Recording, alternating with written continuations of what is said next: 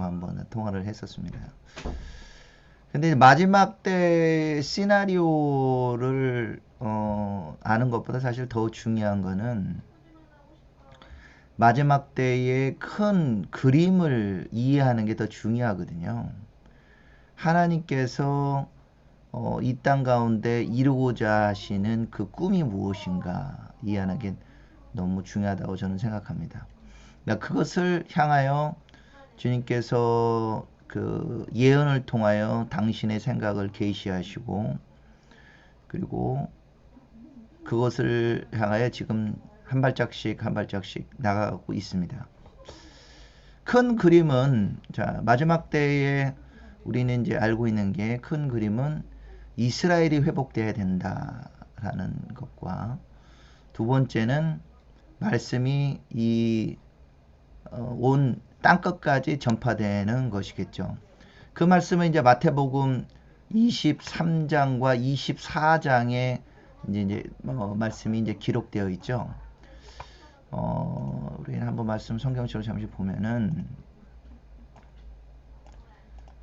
마태복음 우리 23장의 이제 끝에 부분에 예수님이 이제 말씀하시기를, 예루살렘아 예루살렘아 선지자들을 죽이고 내게 파송된 자들을 돌로 치는 자여, 암탉이 그 새끼를 날개 아래 모음같이 내가 내 자녀를 모으리 한 일이 몇 번이더냐. 그러나 너희가 원하지 아니하였도다. 보라, 너희 집이 황폐하여 버림바 되리라. 내가 너희에게 이르노니 이제부터 너희는 찬송하리로다. 주의 이름으로 오시는 이여 할 때까지 나를 보지 못하리라 라고 말씀하시는데, 이 말씀은 사실 이제 시편에 나오는 얘기입니다. 시편에 118편인가 나오는데요. 시편에 보면은 이게 그 보통은 이 메시아를 환영하는 노래 뭐 이렇게 보통 표현을 하는데요. 22절부터 읽어보면은, 건축자의 버린 돌이 집 모퉁이의 머릿돌이 되었나니 이는 여호와께서 행하신 것이요 우리 눈이 기이한 바로다. 이날은 여호와께 정하신 것이라 이날에 우리가 즐거워하고 기뻐하리로다. 여호와여 구하옵나니 이제 구원하소서. 여호와여 우리가 구하옵나니 이제 형통하게 하소서. 여호와의 이름으로 오는 자가 복이 있으며 우리가 여호와의 집에서 너희를 축복하였도다. 근데 이 말씀은 사실은 그 메시아를 언제 환영할 때 부르는 노래냐면 사실 초막절 때 부르는 내용입니다. 초막될 때 부르는 시인데, 그럼 좀 희한하죠. 여호와여 구하옵나니 이제 구원하소서. 아나 호시아나라고 되겠죠. 호시아나. 구원하소. 호시아나가 어디에 나와요? 성경이 또 신약에 보면 혹시 시아나게 어디 나옵니까? 사실 예수님이 6월절 일주일 전에 이스라엘을 예루살렘을 입성하실 때 사람들이 호시아나라고 부릅니다. 이제 호산나라고 이제 이렇게 번역이 되어 있는데 호시아나가 되겠죠. 그래서 우리 유명한 복음 그 가수인 그 누구냐 조시 아론의 그 노래도 부르죠. 호시아나라고 막 계속 얘기하는데, 이게 초막절 부를 내를 6월절 때 지금 하는 거예요. 예, 시편 118편은 초막절 때 부른다고 그랬잖아요. 초막절 때 왕을 환영하는 노래예요. 메시아를 환영하는 노래. 근데 그거를 6월절 때 부릅니다. 이제 우리를 구원하소서. 그래서 유대인들의 눈에서는 예수님이 메시아로는 보였던 것 같아요. 그러니까 이제 우리를 구원하소서. 아나 하첼릭 하나 여호와여 우리 아도나이 우리를 형통케 하소서라고 그분을 메시아로 판단했는데, 이미 이제 알고 있다시피 그 유대인들이 생각하는 메시아상에는 본인들을 이 노마에서 구원할 분, 또는 애굽의 노예에서 구원하듯이 이렇게 정치적으로도 구원할 분으로 생각하는 거죠. 그런데 이렇게 외치고 난 다음에 예수님에 관하여 처음에는 그렇게 불렀겠죠. 여호와의 이름이 오는 자, 예. 아도나이, 베셴 아도나이가 되죠. 베셴. 예. 여호와의 이름으로 오시느냐요. 바로카바, 그러니까 오시는 분을 환영한다. 그러니까 여호와의 이름으로 오시는 자가 복이 있으며, 이게 이제 신약의 아까 저희가 읽은 마태복음 23장에 나오는 말씀입니다. 근데 호시아나를 불렀다가 십자가에 못 박으소로라고 나중에 이제 바뀌게 되죠. 예수님이 그걸 아시고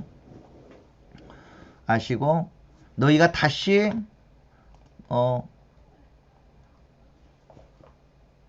이제부터 너희가 찬송하리로다 주의 이름으로 오시느니 할 때까지 나를 보지 못하리라 라고 얘기한다는 거예요. 근데 이미 시편 118편의 메시지에는 건축자의 돌이 버려져서 모퉁이 된 돌이 된다는 말이 들어있는 것처럼 이미 주님은 아니면 이 성경의 주님의 계획 가운데 이 메시아가 버림받는다는 걸 알고 있는 거죠. 네, 알고 있는 겁니다. 그 다음에 이어서 이제 물어봅니다. 그러면 이제 주님 언제 그렇게 됩니까? 라고 물어보니까 주님이 이제 이 감난산 성전에서 나와, 성전에 계시다가 나와서 성전 건물을 가르치고 보면서 너희가 이 모든 것을 보지 못하였느냐? 내가 진실로 너희에게 이르노니 돌 하나도 돌 위에 남지 않고 다 무너지리라 라고 얘기하게 됐죠. 그리고는 성전산에 나와서 걸어서 감난산 위에 올라가셔서 하는 말이 제자들이 조용히 와서 이르되 우리에게 이르소서 어느 때에 이런 일이 있겠사오며 또 주의 임하심과 세상 끝에는 무슨 징조가 있겠습니까? 질문이 사실 두 개가 있는 거예요. 언제 성전이 무너집니까? 또 주님이 언제 다시 오십니까? 세상의 끝에는 무슨 징조가 있겠습니까? 라고 물어봅니다. 그때 뭐 사람들의 미혹을 받지 말라 그러고 누가 적 그리스도가 와라고도 오고 난리 소문 민족과 민족이 이렇게 근데 이것이 재난의 시작이라. 그때 사람들이 너희를 환란에 넘겨주겠고 죽이겠고 너희가 내 이름을 때문에 모든 민족의 미움을 받으리라 라고 얘기하고 있고 뭐 많은 사람이 실족하게 되고 거짓 선지자가 많이 일어나고 불법이 성행해지고 사랑이 식어지고 그러나 끝까지 견디는 자는 구원을 얻으리라.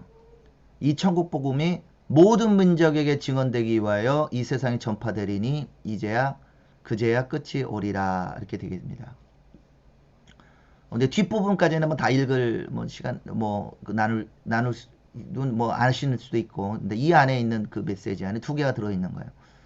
예루살렘 언제 무너집니까? 정확하면 성전은 언제 무너집니까?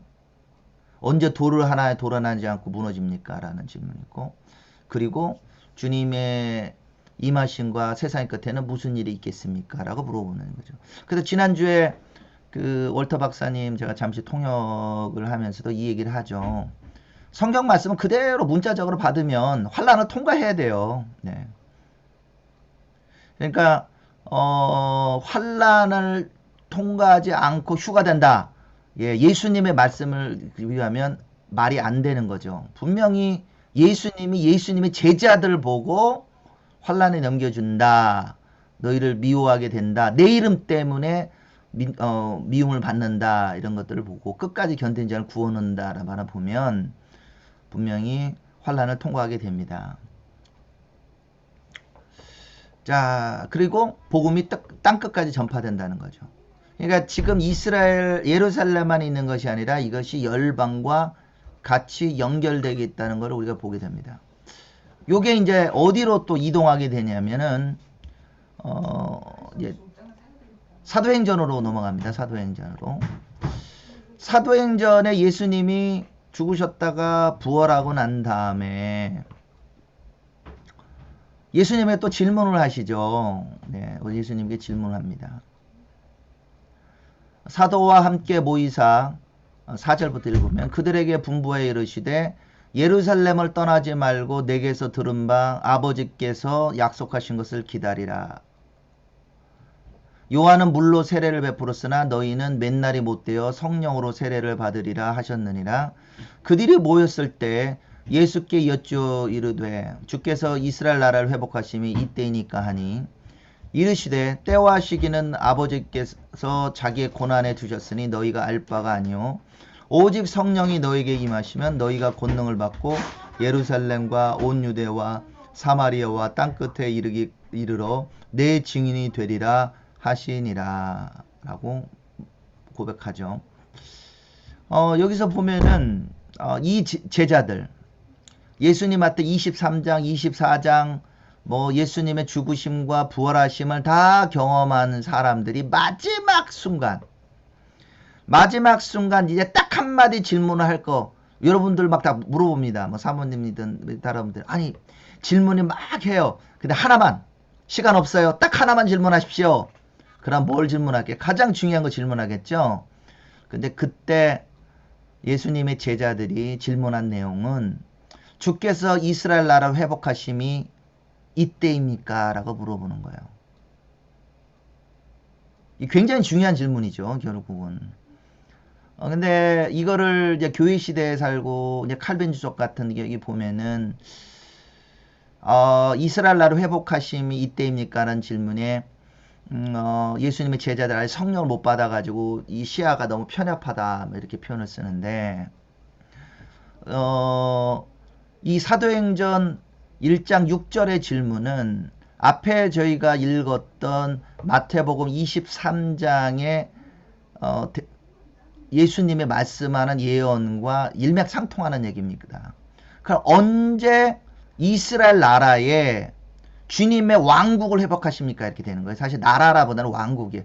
주님 언제 그럼 당신이 왕으로서 이스라엘을 회복하시고 다스리십니까? 언제 주님이 즉위하십니까? 언제 당신이 통치하십니까? 이렇게 물는 거예요. 이게 사실 굉장히 중요한 질문을 합니다. 근데 예수님이 대답하시는 게 참 제자들의 기대한 답하고 약간 달라요. 때와 시기는 아버지께서 자기 고난에 두셨으니 너희가 알 바가 아니다 라는 거예요. 그러니까 그 질문 자체 나는 이스라엘 왕이고 나는 이스라엘 메시아고 내가 이스라엘의 나의 왕국을 회복할 거다. 그렇지만 그 때에 관해서는 너희가 상관하지 말고 너희는 먼저 성령을 받으라 라고 명령하시는 거예요. 그리고 하는 말씀이 성령을 너희가 받으면 너희가 권능을 받고 예루살렘과 온 유대와 사마리아와 땅끝에 이르러 내 증인이 되리라 하시니라 라고 한 거예요. 그러니까 물론 제자들의 관점이 틀린 건 아니지만 한쪽만 보고 있는 건 분명히 맞아요. 예수님의 메시지에는 분명히 이스라엘을 회복하시고 성전에도 있지만 이 복음이 땅끝까지 전파된다고 얘기 나오고 예수님에 따르는 제자들 유대인뿐만 아니라 열방에도 있으니까 모든 민족으로 인하여 내 이름 때문에 핍박을 받는다는 표현이 들어있는 거죠.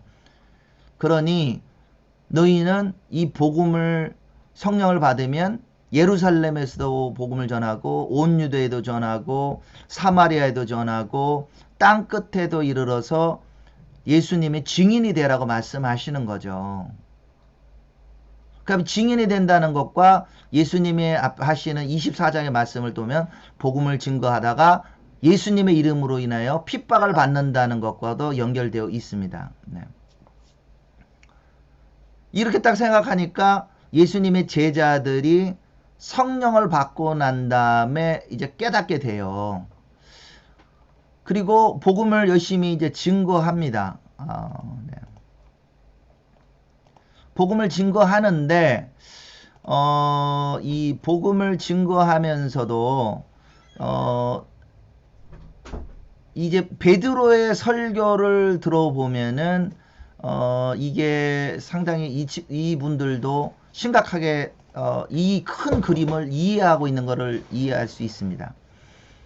뭐냐면은 사도행전에서 성령이 내릴 때 각처에서 경건한 유대인들이 먼저 와요. 그들이 회심을 하게 됩니다. 그들이 성령을 받고 예수님을 만나요. 근데 그들은 큰 선에서는 이스라엘 사람들입니다. 그래서 베드로가 설교하기를 사도행전 2장 36절에 그런즉 이스라엘 온 집은 확실히 알지니 너희가 십자가 못 박은 이 예수를 하나님이 주와 그리스도가 되게 하셨느니라 하니라. 그들이 이 말을 듣고 마음에 찔려 베드로와 다른 사도들에게 물어 이르되 형제들아 우리가 어찌할꼬 하거늘 베드로가 이르되 너희가 회개하여 각각 예수 그리스도의 이름으로 세례를 받고 죄사함을 받으라. 그리하면 성령의 선물을 받으리니 라고 했죠. 그래서 베드로가 교회를 보고 이스라엘을 부르지 않고 지금 그 모여있는 그 사람들을 보고 말하는 거야. 너희들은 이스라엘의 집이다. 이스라엘 온 집안 사람들은 확실히 알아라. 너희가 십자가 못 박으신 예수님이 주, 너희들의 주가 되고 메시아 되는 걸 몰랐느냐. 그래서 그들이 마음에 찔려서 아, 우리가 우리의 메시아를 죽였구나 해서 그들이 회개를 하게 되는 거죠. 그럼 계속 그래도 관심이 있습니다. 아, 주님을 믿는 사람이 점점 늘어나요. 그렇다고 예수님의 제자들은 그럼 예수님이 언제 돌아오실까? 이 고민을 하고 있습니다. 그럴 때 사도행전 3장에 또 설교를 하시죠. 예, 이제 성전 미문에서 안진뱅이를 치료하시고 나면서 설교를 하면서 뭐라고 말하느냐 하면은 또 주께서 너희를 위하여 애정하신 그리스도 곧 예수를 보내시리니 하나님이 영원전부터 거룩하신 선지자들의 입을 통하여 말씀하신 바 만물을 회복하실 때까지는 하늘이 마땅히 그를 받아두리라 라는 거죠. 만물의 회복이라고 얘기합니다. 그래서 선지자들의 입, 근데 이 선지자 중에 시편도 선지서로 취급해요. 예, 우리 보면 토라의 말씀, 그리고 시편과 선지서 이렇게 하는데, 다윗이 이런 그 선지자처럼 이제 메시지를 통하죠. 그러니까 선지자들이 메시아에 대해서 말씀하신 그 모든 일들이 이루어지는데 그들이 말한 거는 이스라엘만의 회복이 아니라 뭐라고 얘기했냐면 만물을 회복한다는 거죠. 이스라엘도 당연히 회복할 뿐만 아니라 만물, 온 열방들, 고임, 콜고임들이 회복될 때 하나님 그때서야 하늘에 계시던 그분이 내려오신다는 거예요. 네. 그러니까 유대인들이 실패해서 그제서야 복음이 열방으로 전해졌다. 틀린 얘기입니다. 아니에요. 네. 표면적으로는 그럴 수도 있지만 아니에요. 하나님의 계획 가운데 앞에 이 말씀 베드로 표현대로 선지자들이 예전부터 만물을 회복하시기를 원했습니다. 주님 그게 하나님의 마음이라 모든 열방이 주님을 높이기를 원했다는 거죠. 그러니까 하나님의 커다란 계획들을 우리가 이해를 해야 됩니다. 그러나 이거를 가르쳤지만 예수님의 제자들은 실제로 복음을 들고 이방인에까지 가지는 못합니다. 네. 왜냐하면 이렇게 생각했던 것 같아요. 아직 유대인들 중에도 예수님 안 믿는 사람들이 많으니 우리는 여기에 복음을 전하겠다. 뭐 예수님도 사실 그렇게 말씀하셨고요. 그러면 누가 저기를 절방할 거냐? 그래서 한 시간이 한 20년이 흘러요. 우리 20년 흐르고 난 다음에 고넬료가 나타나게 되죠. 고넬료가 나타나서 복음을 듣기를 원하는데 뭐 이제 보자기 얘기라든지 이런 거는 뭐 아시니까 좀 넘어가겠습니다. 하나님이 이 열방의 사람들에게도 복음을 전하는 것이 이 중요함을 분명히 깨닫게 하는 거예요. 주님이 깨끗하게 한 거를 우리가 더럽다가 말할 수 없다는 거죠. 그래서 고넬료의 집에 가서 그에게 복음을 전합니다. 예수님을 믿는 유대인일지라도 이방인 집에 들어가서 그들과 밥을 먹고 교제하는 거 아직 안 하고 있었어요. 근데 베드로가 그것을 합니다. 그럼 어떻게 돼요? 복음을 나누니까 성령이 막 내리고 방언도 하고 막 그래요. 온 집안이 주님을 믿어요. 그래서 이거를 사도들 예루살렘 돌아와서 얘기하니까 사실 사도들 전체는 아니겠지만 예루살렘 교회에서 많은 비판을 받습니다. 네가 어떻게 이방인 학교까지 가느냐. 그러니까 성령의 충만해서 설교로는 사실은 했고 머리로는 되는데 몸이 안 움직이는 거죠. 이 심정적으로 이게 안 움직여져요.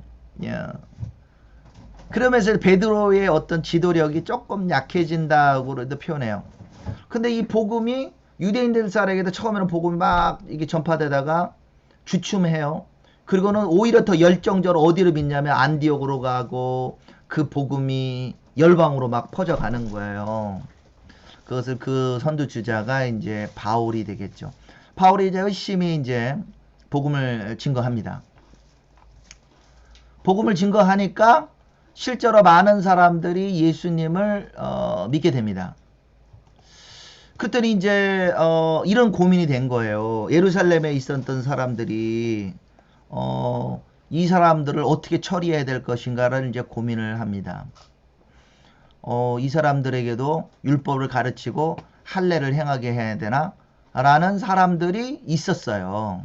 그래서 할례를 행해야 된다, 말아야 된다, 뭐 이런 설왕설래를 하게 되면서 아주 유명한 예루살렘 공의회가 열리게 되죠. 예루살렘 공의회 열리는 때 1절에 이렇게 나옵니다. 15장 1절에 어떤 사람들이 유대로부터 내려와 형제들을 가르쳐 너희가 모세의 법대로 할례를 받지 아니하면 능히 구원을 받지 못하리라 하니 바울 및 바나바와 그들 사이에 적지 않은 다툼과 변론이 일어난지라. 형제들이 이 문제에 대하여 바울과 바나바와 및 그 중에 몇 사람 예루살렘에 있는 사도와 장로들에게 보내고 작정하니라. 이방인 교회 안에서도 그런 그 문제가 발생하니까 이 사람들이 그래 예루살렘에 있는 사도들을 존중해서 사도들에게 가서 이걸 논의하게 되죠. 그때 오니까 야 예수님 열방에서 믿는구나.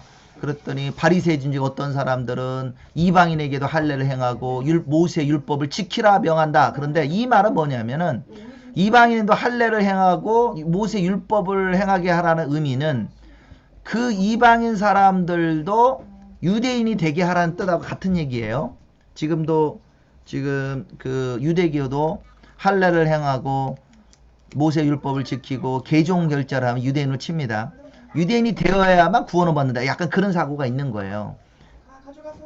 그럴 때 이제 베드로가 일어나서 하는 말이 너희도 알거니와 하나님이 이방인들로 여기 7절에 내 입에서 복음의 말씀을 들어 믿게 하시려고 오래전부터 너희 가운데 나를 택하시고 또 마음을 하시는 하나님의 우리에게와 같이 그들에게도 성령을 주어 증언하시고 믿음으로 그들의 마음을 깨끗하게 하사 그들이 우리나 차별하지 아니하셨느니라.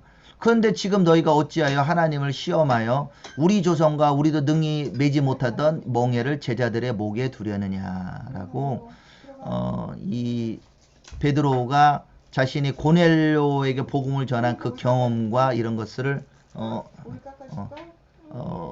나누는 거죠.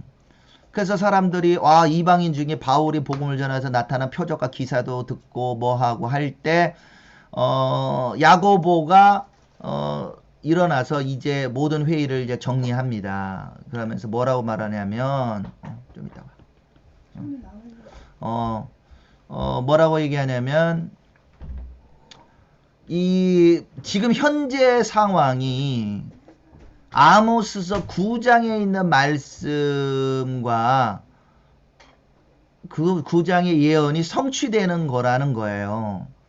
그래서 선지자들의 말씀이 이와 같이 일치하도다 기록된 바 16절에 그 후에 내가 돌아와서 다윗의 무너진 장막을 다시 지으며 그 허물어진 것을 다시 지어 일으키리니 이는 그 남은 사람들과 내 이름으로 일컬음을 받는 모든 이방인들로 주를 찾게 하려 함이라 하셨으니 즉 예로부터 이것을 알게 하시는 주의 말씀이라 함과 같으니라. 자, 여기서 야고보 사도가 다윗의 무너진 장막을 회복한다는 것이 지금 이 사건을 말하는 거라고 해석을 하는 거예요.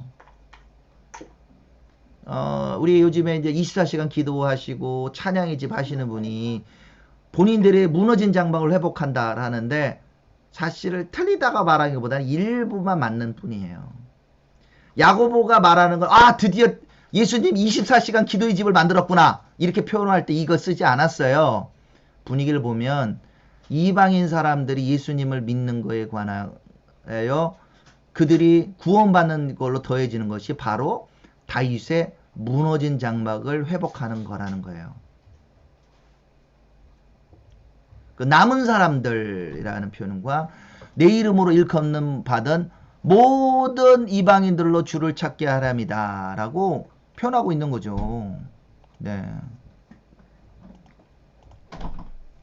근데 실제로 다윗의 장막이라고 하는 그 보통 장막 이렇게 표현하는데 다윗의 왕국에는 유대인들만 있지 않았어요. 예, 당연히 유대인과 북에는 에브라임 지파도 있고 이방인 그 장군들도 많이 있었습니다. 네. 그 남은 사람들이라는 걸 조금 성경이 이제 번역하기가 애매한데 이거를 영어로 이런 번역을 할 수 있어요. The remnant of mankind입니다. 그러니까 그 인류 중에 남은 사람들, 인류 중에 주님을 믿는 사람들, 즉 예수님의 이름으로 일컬음을 받는 모든 이방인들로 주를 찾게 하는 거예요. 그러니까 내 이름은 여기서는 이제 여호와의 이름으로 원래 번역은 되어 있는데 그래서 아모스에 보면은 그날에 9장 11절 12절을 보면 그날에 내가 다윗의 무너진 장막을 일으키고 그것들의 틈을 막으며 그 허물어진 것을 일으켜서 옛적과 같이 세우고 그들이 얘도 일으키고 그것들의 틈을 막으며 그 허물어진 것을 일으켜 옛적과 같이 세우고 그들이 에돔의 남은 자와 내 이름으로 일컫는 만국을 기업으로 얻게 하려 하리라. 이 일을 행하시는 여호와의 말씀이니라. 우리가 다윗의 위지를 받들어서 성전을 솔로몬이 만드는데 그 성전을 두로왕 히람이 도왔다는 것을 기억해야 돼요.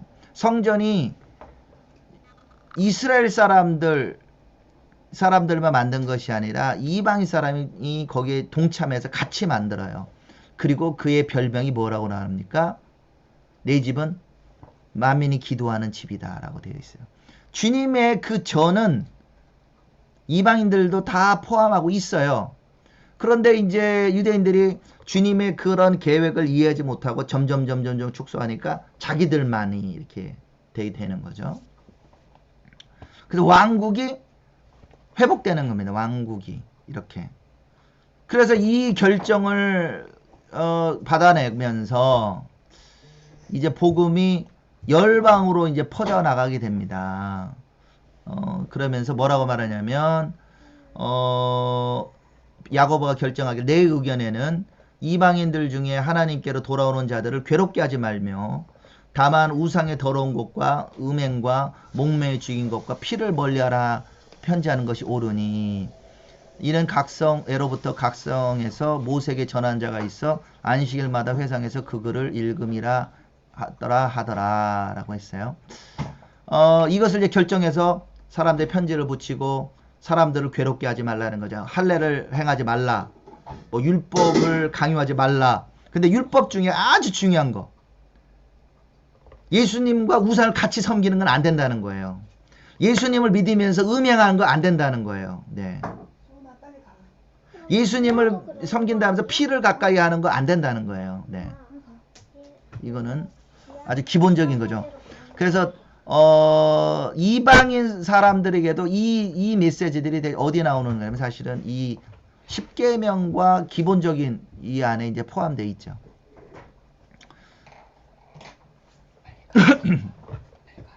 그래서 우상의 제물들 멀리하고, 이것이 완전히 복음을 확 문을 여는 계기가 되어서 복음이 계속 전파됩니다. 이거를 이제 그 사도 바울이 왜 이 마음을 품냐면, 이렇게 내가 복음을 이방에 전하는 것은 이것이 궁극적으로는 나의 민족인 이스라엘을 회복할 거라는 믿음이 있는 거예요. 그래서 처음에는 회당에 먼저 가서 복음을 전하고 그들이 받아들이지 않으면 이방인을 가는 거예요. 그래서 나는 할 만큼 했는데 아직 때가 안 돼서 아직 못 믿는다. 그렇지만 내가 이방에게 계속 복음을 전한다는 거예요. 그것을 이 바울이 뭐라고 표현했냐면, 이거는 하나님의 나라를 증거한다라고 이제 사실 이분이 표현합니다. 하나님 나라를 증거했다, 이렇게 표현하는 거죠. 여기 보면은 사도행전 마지막 부분에도 보면은 사도행전 28장 23절에 그들이 날짜를 정하고 그가 유숙하는 집에 많이 오니 바울이 아침부터 저녁까지 강론한 하나님 나라를 증언하고 모세율법과 선지자 말을 가지고 예수에 대하여 고나더라라고 표현했습니다. 하나님 나라, 여기서 말하는 하나님 나라를 로마에서 전한다면 하나님 나라는 이스라엘만의 나라 이렇게 표현하지는 않았을 거예요. 네. 로마 사람들까지 다 포함하는 큰 선의 하나님의 나라에 대해서 증거하는 거죠. 그러니까 정리해보면 하나님 나라에는 예수님을 믿는 이 이스라엘 자손들이 포함되어 있어요. 하나님 나라에는 예수님을 주로 믿는 열방의 나라들도 같이 포함되어 있는 거예요. 근데 그런 계획들이 모세율법에도 나오고 선지자에서도 다시 나온다는 거예요. 네. 모세율법은 오늘 지금 살펴볼 시간이 좀 없었고, 선지자 중에 아까 아모스라든지 이 말씀, 그 시편의 말씀에 우리가 있는 것들을 저희가 잠시 보았습니다. 그리고 31절에도 하나님 나라를 전파하며 주 예수 그리스도에 관한 모든 일을 담대하게 거침없이 전하더라. 이 하나님 나라에서 왕이 되시는 분이 바로 예수 그리스도라는 것을 이 안에 이제 내포하고 있습니다. 이러던 중에 이제 우리가 노마서로 가게 되면, 노마서에 제가 어제 이제 브레드 TV에서 메시지를 전할 때 잠시 나눴었는데, 노마서의 이제 8장을 우리가 봅니다. 8장에 보면은 만물이 회복하는 것을 논의합니다. 예. 만물이 회복하는 걸 논의해요. 만물이 회복된다. 만물이 회복돼야 누가 오세요? 예수님 오시잖아요. 그쵸? 그런데 뭐라고 써놨냐면은 8장 19절에 피조물이 고대하는 바는 하나님의 아들들이 나타난 것이니 피조물이 허물한데 굴복한 것은 자기 뜻이 아니 오직 굴복하신 이로 말미암이라. 그 바라는 것들 중에 피조물도 썩어짐의 종노릇한 데서 해방되어 하나님 자녀들의 영광의 자유에 이르는 것이니라. 피조물들이 다 이제 함께 탄식하며 함께 고통을 겪은 거 우리가 아느니라. 이 피조물들이 회복되는 걸 기대한다는 거예요. 그 피조물 어떻게 회복돼요? 사실은 예수 그리스도의 복음으로 말미암아 회복되는 거죠. 그런데 어떻게 언제 회복되느냐라는 부분에 맨 마지막에 언제일까요? 되지도 않을 것 같기도 하고 뭐하고 막 그러는데 마지막에 주님이 이 바울이 격려를 합니다.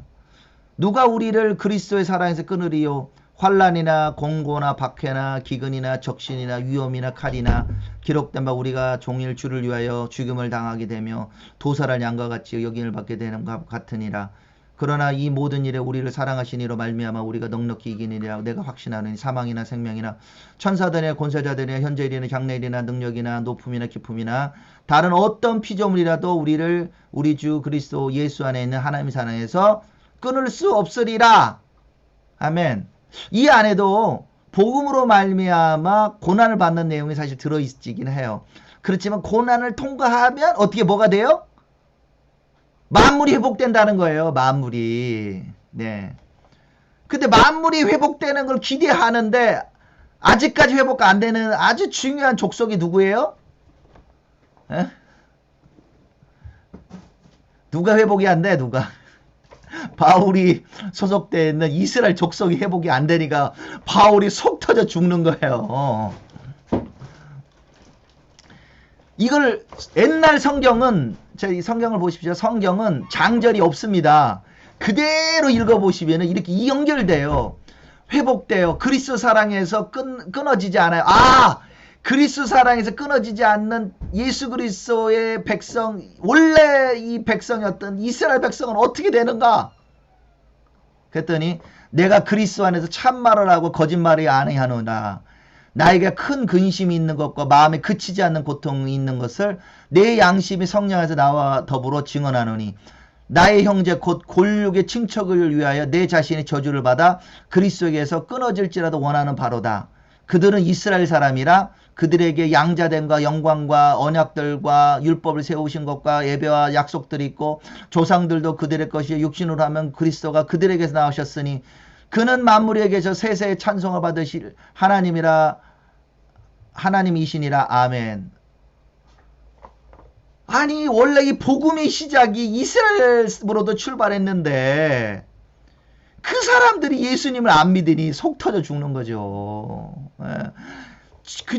여기서부터 여기가 시작점인데 만물이 회복될 거라고 외쳤어요. 주님의 사랑으로 인하여 회복된다. 피조물 회복되기를 원한다. 그런데 시작점이 주님을 거부하고 있으니 이게 이 바울의 엄청난 고통이 되는 거예요. 그 사람들이 얘기한 대로 하나님의 말씀이 그런 폐해진 건가 버려진 건가 이렇게 표현하게 생각하는 거예요. 그래서 뭐라 그러느냐. 조상들도 그들의 것이고 육신으로 하면 그리스도가 그들에서 나셨으니 그는 만물 위에게서 세세에 찬양받으시 하나님이라 하시니라 했고 그러나 하나님의 말씀이 폐해진 것 같지 않도다. 야 이런 거예요. 아 하나님이 이스라엘 백성 완전히 버린 것 같지는 않구나. 하나님의 약속의 말씀대로 회복하실 거구나 라는 것을 믿는 거죠. 자, 그래서 이제 로마서 9장, 10장, 11장 뭐 아시는 거는 열심히 한번 읽어보시면 되고 뭐 10장에서 이렇게 시작하죠. 형제들아 내 마음에 원하는 바가 하나님께 구하는 바는 이스라엘을 위함이니 곧 그들로 구원을 받게 함이라 라고 이제 생각하는 거예요. 그들이 구원을 얻어야 되는데 아직 모르고 있도다 라고 계속 마음이 이제 슬퍼합니다. 모세 오경에 이제 이 얘기가 나옵니다. 네, 아까 모세와 선지자의 하나님 나라에 있는 거를 이분이 이제 설명을 여기 해주는데, 10장 19절에 보면, 내가 말하노니, 이스라엘을 알지 못하였느냐? 먼저 모세가 이르되, 내가 백성 아닌 자로 너희를 시기나게 하며, 미련한 백성으로 너희를 노엽게 하리라 하였고, 이사야는 매우 담대하여 내가 찾지 아니하는 자들에게 찾은 바 되고 내게 묻지 않은 자들에게 나타났노라 말하였고 이스라엘에 대하여 내가 이르되 순종하지 아니하고 거슬러 말하는 백성에게 내가 종일 내 손을 벌렸노라 하였느니라. 그러니까 모세 오경부터 모세도 이 백성이 주님을 거부할 거라는 걸 아는 거죠. 그러면 그 복음이 내 백성 아니던 사람 노암미를 통해서 이들을 시기나게 한다는 게 주님의 계획이라는 걸 아는 거죠. 이사야서도 원래 그 이사야가 계시를 받고는 나가라고 했는데 이들을 깨닫게 하라고 되지 않고 깨닫지 못하게 하라고 사명을 줘요. 이상하죠? 이상하네. 하나님이 왜 이렇게 하셨지? 라고 자기가 이렇게 고민하면서 이제 깨달은 거는 뭐냐면 그러므로 11장에 내가 말하노니 하나님이 자기 백성을 버렸느냐? 그럴 수 없느니라. 나도 이스라엘 사람. 버렸으면 나도 예수님 못 믿는다는 거예요. 나도 이스라엘 사람이고 아브라함의 씨에서 난 자요 베냐민 지파라 라고 얘기하는 거죠. 그러면서 이게 하나님의 커다란 계획이구나. 11장 12절 말씀대로 11장 11절에 그러므로 내가 말하노니 그들이 넘어지기까지 실족하였느냐? 그럴 수 없느니라. 그들이 넘어짐으로 구원이 이방에 이르러 이스라엘로 시기나게 함이라. 그들이 넘어짐이 세상의 풍성함이 되며 그들의 실패가 이방인의 풍성함이 되거든 하물며 그들의 충만함이리요 라는 거죠. 이것이 하나님의 구원의 파노라마 안에 포함되어 있는 내용이라는 거죠. 10편 118편에 나온 얘기처럼 주님이 열방까지 포함하는 모든 만물을 회복하기 위한 과정 가운데 이스라엘이 버림을 받는 것도 포함되어 있다는 거예요. 그래서 어떻게 돼요? 야, 하나님의 놀라운 계획을 깨달으니까 11장 13절에 나는 내가 이방인인 너희에게 말하노라 내가 이방인 사도만큼 내 직분을 영광스럽게 여기니 이는 혹 내 권력을 시기나게 하여 그들 중 얼마를 구원하려 함이라. 이제 깨달은 거예요. 와, 내가 너희들에게 복음을 전해 너희들이 잘 되는 것이 너희들 때문에 내 골육들이 이스라엘 사람들 예수님을 믿게 될 것이라는 것을 확신하는 거예요. 내가 지금 열방에서 복음을 전하는 것이 하나님의 구원 계획 안에 들어있는 거구나. 하나님의 계획을 깨달으니까 이 안에 기쁨이 올라오는 거예요.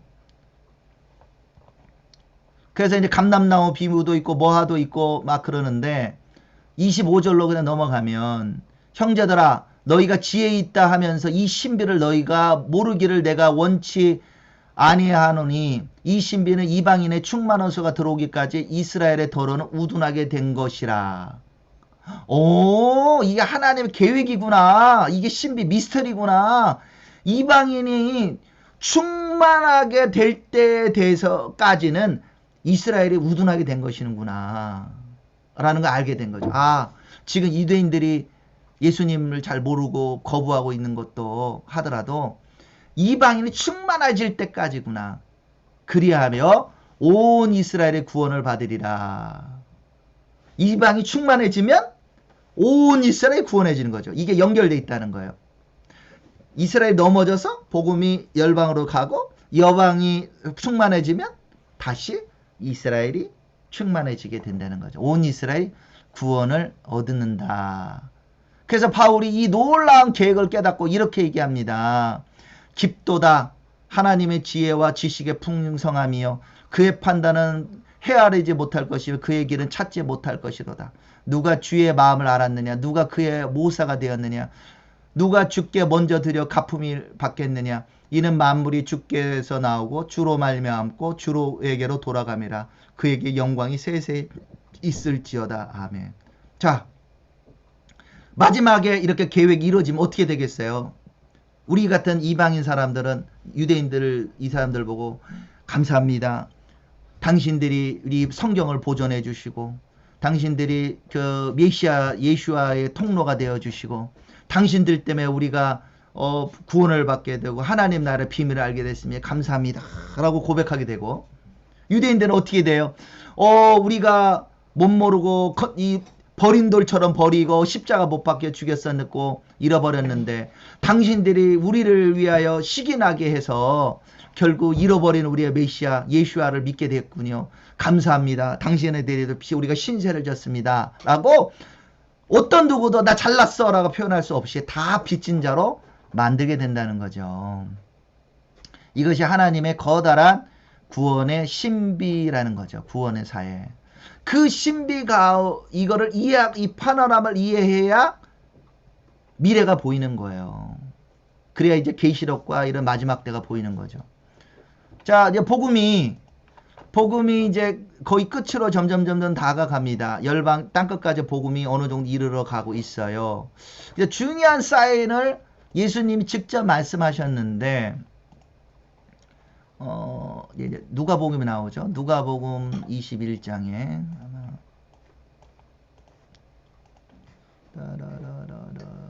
누가복음 21장에 보면은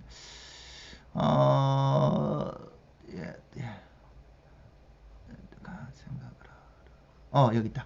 21장 24절에 보면은 자, 그날이 칼날에 죽임을 당하며 모든 이방에 사로잡혀 가겠고 예루살렘은 이방인의 때가 차기까지 이방인들에게 밟히리라.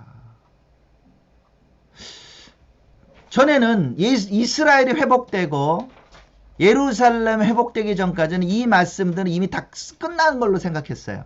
어떻게 많은 사람 학자들이.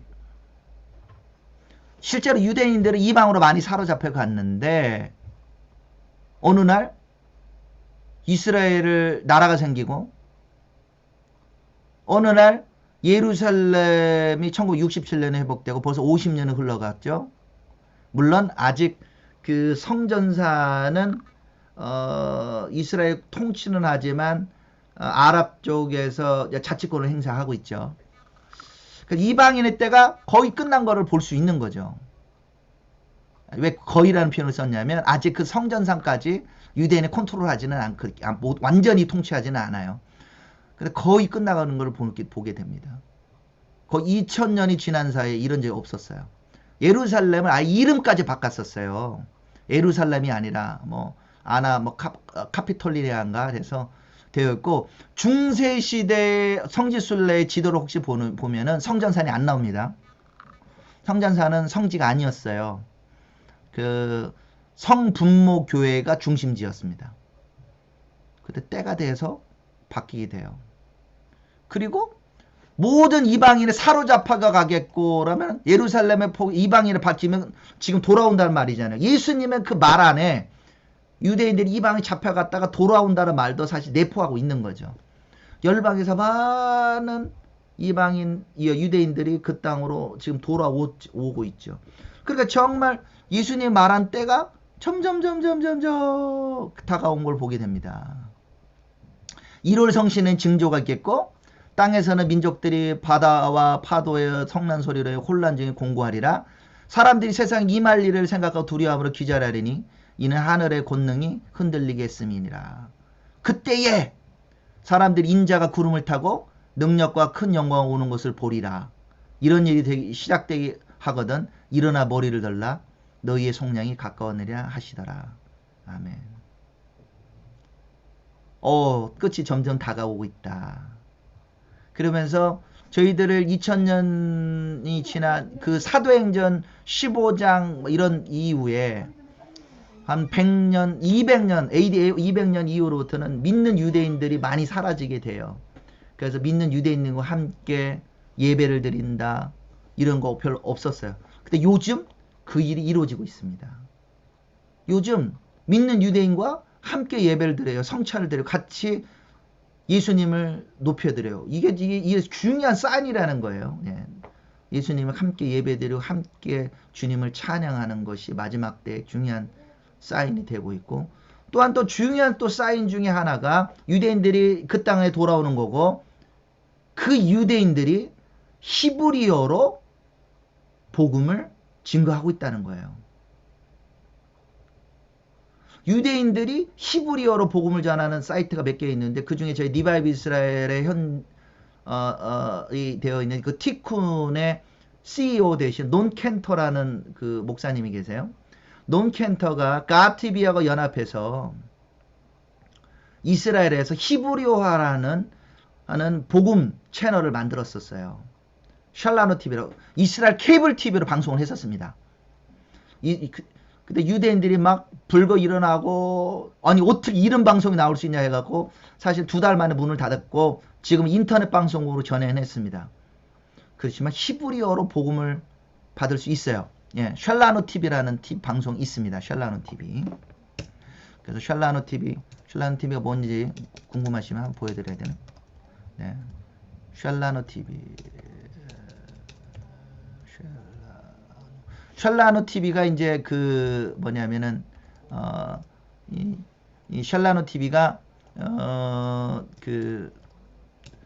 우리들의라는 이 표현이거든요. 우리들의 TV라는 뜻입니다. 예, 우리들의 TV.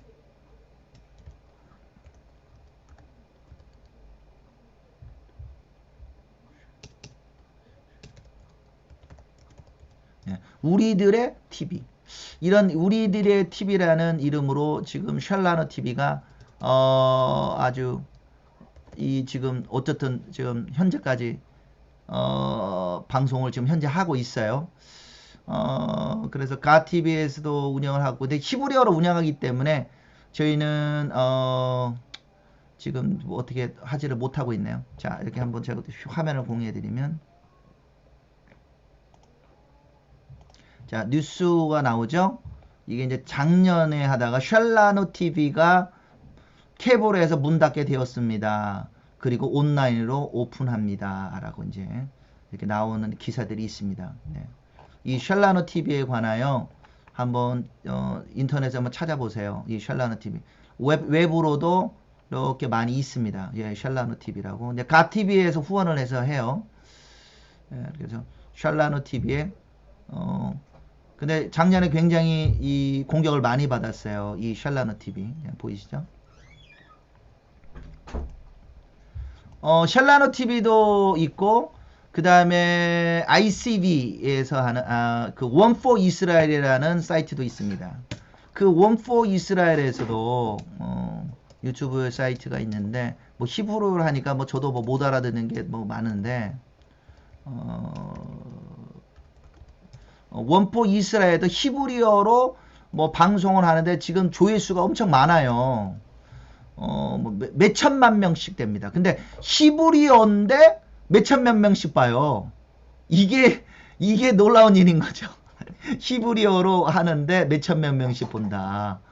그래서 이거는 여기 이 사이트는 여기 어디 갔노? 예. 여기도 보면은 One for Israel One for Israel 사이트에도 보면은 이게 이제 영어 사이트도 있고 이제 히브리어도 운영하는 사이트가 있는데 여기 보면은 믿는 유대인들의 자기 간증문들 쪼로로로로 이렇게 좀 나와 있고 뭐 찬양 워십도 나오고 팟캐스트도 하고 이런 부분들 지금 나누고 있어요. 이제 샬라노 TV라든지 이 원포 이스라엘이라든지 유대인 스스로가 다른 언어가 아니고 히브리어로 복음을 전하는 우리의 놀라운 시대에 우리가 살고 있다. 근데 이런데 우리가 힘을 실어줘야 되지 않겠습니까? 네. 근데 아이러니하게 이렇게 샬라노 TV 하면서 난리가 났는데 어떤 심지어는 그 이스라엘 사역한다는 기독교 단체나 그러니까 이른바 기독교 크리스천 자이오니스트도 어떻게 뭐라고 그럴까 미셔너리 채널을 하느냐라고 공격을 심지어 했고